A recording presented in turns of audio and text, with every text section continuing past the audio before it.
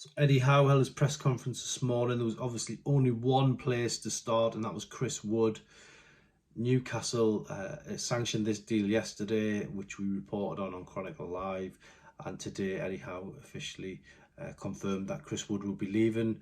I made some very interesting sort of statements talking about how Chris Wood, actually wanted to leave to pursue a move that will give him extra contract. This is a player who's 31 and certainly has done a great job for Newcastle, but the move just suited Newcastle, suits Nottingham Forest, suits Chris Wood. So it's one of them. It's football, and Eddie Howe was happy to sanction it. But what he did talk about was the fact that he'd be looking to bring in a replacement.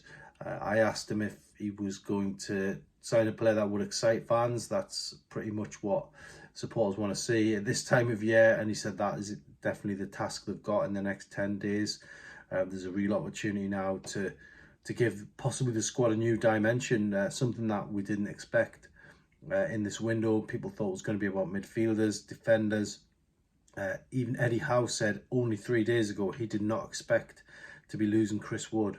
So that shows you how quick things can change. Even the manager taken by surprise by this one. But Newcastle are organised these days. Dan Ashworth on board.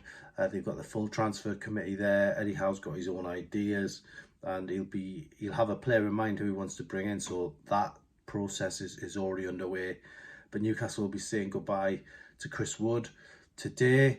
And on other business, Eddie Howe said, yeah, there's a possibility that there could be more departures after Chris Wood. Carl Darlow appears to be one of them, but nothing imminent just quite yet on that one.